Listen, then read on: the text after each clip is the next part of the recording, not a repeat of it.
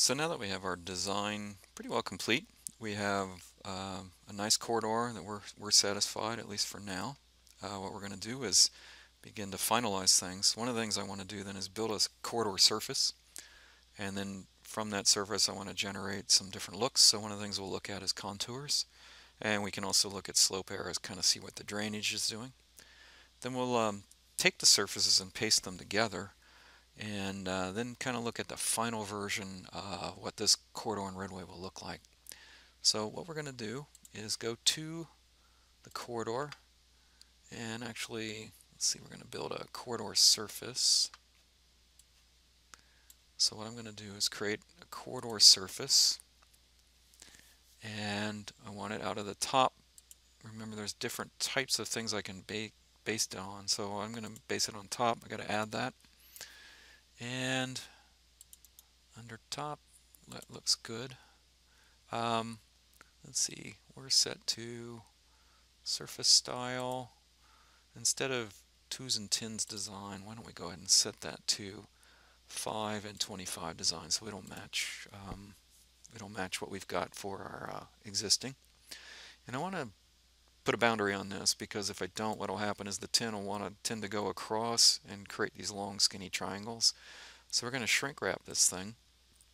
Grab this guy, right click, and do a corridor extends as outer boundary, and it does this thing called a shrink wrap. So we're going to apply all this, rebuild your corridor, and OK that. And we should see now, let's see, under surfaces, we should now have a corridor surface here. Okay, and if we go over here and look, we can see there's your contours. And there's a green line actually that runs around the outside, which is actually a corridor surface boundary. What I'm going to do is just freeze that corridor real quick. And this guy, he exists on a C road corridor layer, so that's the easiest way I've found to freeze it. So I'm going to go C road corridor. We're just going to freeze that real quick. Now we can look at this guy real nicely. And what we're noticing, of course, is that. Now, essentially what you're seeing in that boundary, that's your daylight line. And that could, there's ways to build other daylight lines, but that's your daylight line. So if you don't want to see that, which we don't necessarily, let's go ahead and we're going to click on the surface props on that and go to this guy right here. And what we're going to do is turn off the border. We want to leave the contours major and minor on. Apply that. And notice now what you're seeing. Okay.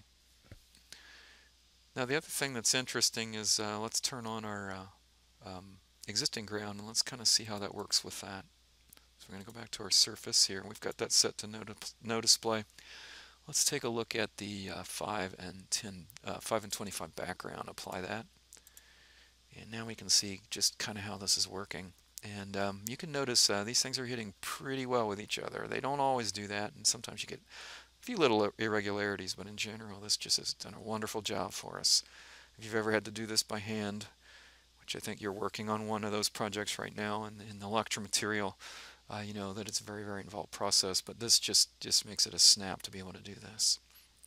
One of the other things we can do is take a look at slope arrows. So what I'm going to do is just change things up a little bit. I'm going to set this back to a no display real quick. So we'll go ahead and apply that. And we're going to take a look at this in a different format. I'm going to go to the surf props, and under this we're going to this time toggle on triangles, toggle off my major minor contours, but I'm going to look at slope arrows. And what slope arrows are going to do for me, those are wrong arrows, slope arrows are going to give me the look of aspect of my triangle, which way it's locally tilting, but it actually is showing me drainage. And what you're noticing here is, you know, we see a crown here. Notice that this is slightly going downhill, so you've got your lateral drainage coming this way across the cross section, and you got your longitudinal drainage going this way across the profile. And so what's happening is you're getting a vector and showing up like this. So we can see that we've got no really major patterns.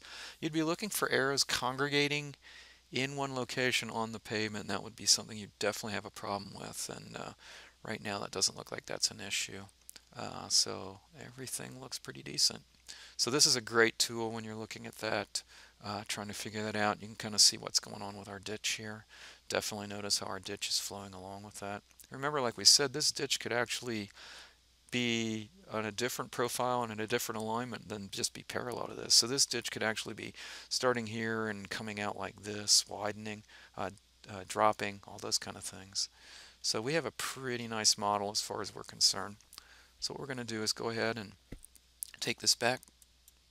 Let's go to our corridor surface props, and I'm going to rechange that up. I'm going to get rid of the cut triangles, put on my major and minor contours, and I'm going to go ahead and turn my slope arrows off. Just apply those. Okay, that. We're back in business with that. Okay. Now, what we want to do is get these two surfaces together. And we actually want to take and create a new existing ground surface to which we will paste this surface into it. And once we do that, then we'll have a model that is showing both things together. Probably as a kind of a last step or a last ditch effort, but what's really neat about this is if you've pasted your corridor into the existing ground surface, if you make changes to your corridor, your final surface will also reflect those if you make any kind of big change. So it really is all integrated. So what we're going to do is go ahead and get the properties back on this so we can see this. So back to our 2s, 5 and 10 background. We want to have that up. So we're going to go ahead and OK that. And what we'll do now is we're going to make a copy of this, okay? And when we make a copy, we want to make sure that we paste it in exactly the same location that it's already on. So we're basically just putting one right on top of each other, and you got to make sure that you don't have any movement X, Y, or Z, because of course that will really impact how things are working, okay? And so the easiest way to do this, you just click on your surface object here, the existing ground. We're going to right click and go to Basic Modify Tools. We're going to do a copy, and when it asks me for base point, just hit enter, and just hit enter again. Make sure it's 0, 0, 0 on your displacement point. And what we've done is copied one right on top of the other one.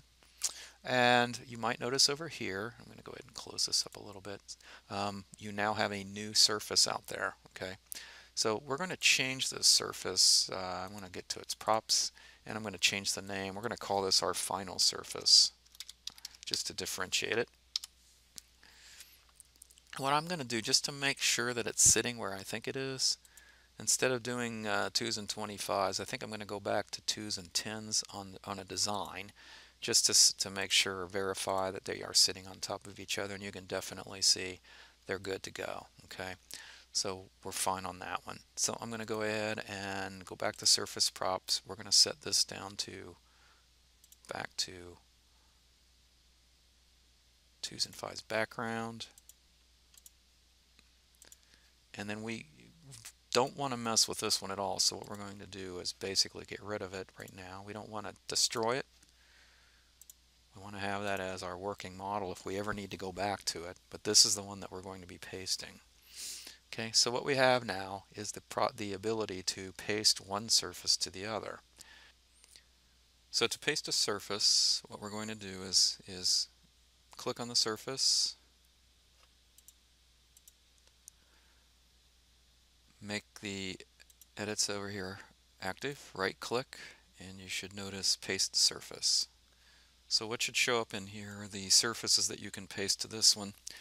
Now the order that you paste is important, because if we paste the existing into the corridor, it won't work right. So the corridor has to be pasted into this surface. So we're going to grab the surface, OK that, and you should notice now what it did is it made the changes, and you can see now the surfaces match. In fact, what you're looking at here, this is actually the corridor surface on top of that. So what I'm going to do is turn my corridor surface properties to none, and watch what happens on the color when I do that. No display, apply that, and you can see now those two surfaces are together. And if again we would make changes either to the horizontal alignment or to this or to the profile, rebuild the corridor, since these are linked, these things are going to make changes instantaneously. So it's a really great process the way this all works. Now the reason that we would do this is we can now visualize the corridor down this, and we can see what's actually happening with proposed and existing ground levels. So what I'm going to do now is go back into my layer and thaw my corridor so we can see my corridor in place. And I think I passed it. C road corridor. Yep, there it is. So I want my corridor on. And we're going to set the look of this surface to a little bit different view. We're going to go to its properties. And instead of contours, what I'm going to do is turn on triangles, we'll turn my triangles or my border off and my major and minor values off. Okay, so I'm going to go ahead and apply that and OK that. And I'm going to leave this right here, this render material by layer, off for now, but we're going to set that here in a sec. So notice now you see your triangles. Okay, so what we can do now is go ahead and I want to play a little bit with draw order. I want to swap some draw order, so I want my corridor on top. Right now it's kind of below. So what I'm going to do is click on this surface, right click, go to draw order, and I'm going to send that one to the back. Notice now you can see your corridor better. And that's important when you're trying to select things. So I'm going to now select my corridor. We're going to drive, and this is a little bit hard to pick sometimes. Okay, got it that time. So we're going to go ahead and OK that. Now notice what you're seeing is we're looking at the proposed corridor now right with the proposed and the existing rather. And so if we now go ahead and drive down this, we can see how these things correlate. And it really, really gives you a good sense of the modeling on what you've got going on and how this is working. See our guardrails.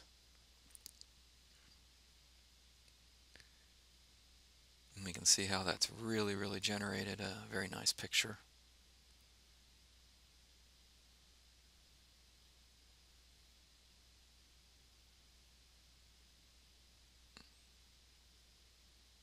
Okay, so let's make this look a little bit more realistic. So what we're going to do, instead of doing a 2D wireframe, we're going to set this to more of a realistic view. And that takes it a sec. The thing is that you notice that you've got your pavements, and that's gravel, and that's grass, but these triangles don't have any of that. So that's because our surface here, final, doesn't really have any rendered material. So what we're going to do is grab that. Let's find site work. We'll do grass thick. So we're going to apply that. Notice now you're getting grass everywhere. Okay. Now again, this is going to be a little bit hard to pick, so what we're going to have to do is maybe play with those a little bit. I'm going to try seeing if I'm going to click on this and see if putting that to the back again helps. Sometimes it does. Send it to back. Now let me see if I can get a drive-by on this. This is a little bit hard to pick sometimes when it's in this view. Maybe I can get a corridor that way. Okay, there's my corridor. So I'm going to do a drive, and you will have to selectively try to get this. Usually it takes a couple of picks, especially when it's in this view. I've never found an easier way to do it. There it is, finally got it. Crown. And notice now that we can see this a lot different view, and this would be more for an animated type of view. But if we go down through here and play this, now we can really see what's going on. And looks really, really nice. Again, good presentation tool, but it's also a really great tool for design. I certainly think that this is one of the best tools out there. And again, everything is so integrated and linked that if there are changes that we want to make to anything, we can definitely make those changes. And it drives the model. So let's go ahead and close. And if you leave this view on like that, what happens is it really slows your system down. So I'm going to say let's get rid of the realistic view at this point. Go back to my 2D wireframe. It's a much quicker view. Go ahead and do a save. And let's see if we can make one quick change. I'm going to go to my alignment. Let's see if we can change that curve a little bit. Let's see, I might make that curve a little bit smaller just to show you how that should all integrate. So if we go in there, go to the geometry editor, Now keep in mind, if I go here, that first curve coming in is set to, let's make that just a little bit smaller curve. Let's make that like about a 200-foot curve. So we're going to OK that. So notice it recognizes, hey, you got to change, but you notice it looks like it did make the update. The issue might be with the two tins, or the surfaces. So notice it's saying, hey, we've got some stuff that's really not right now. So I'm going to go ahead and rebuild some of this. So I'm going to go to my alignments, see if my alignments are good. Profiles. Okay, let's just rebuild the corridor and see if it's going to let me do this. Okay, and it should have. Notice that there's the misalignment in the two. So again, the surface just needs to be rebuilt. And everything's fixed now.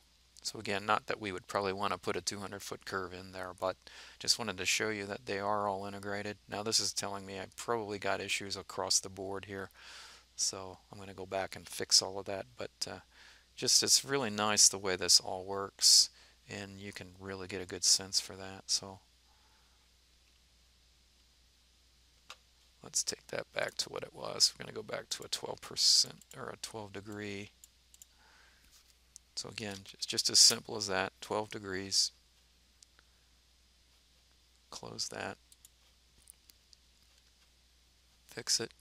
Fix my corridor. Rebuild my corridor. Rebuild my alignment.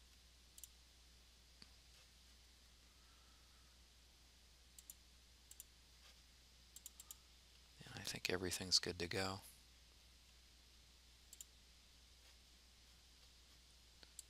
So it gives me that there's horizontal changes here, and I can dismiss those notifications. We know that we didn't do anything that was out of the ordinary. So there you go. We have created corridors, and you can see how the one drives the other. Okay, so the horizontal alignment drives the vertical alignment, then, and the template is attached. These guys all interact with the corridor. And the corridor is just a great tool for doing any kind of design. Again, these templates are very, very important to understand. You really have to sit down and play with them, spend a lot of time with them. That subassembly composer is also something very cool that Autodesk has out there, and something that you guys might want to take a look at some point. So go ahead and save it, send that along. We're going to be taking a look next lab probably at spirals, and then the last thing we're going to be looking at will be intersections, and taking a look at corridors again with intersections. So we'll see you next time.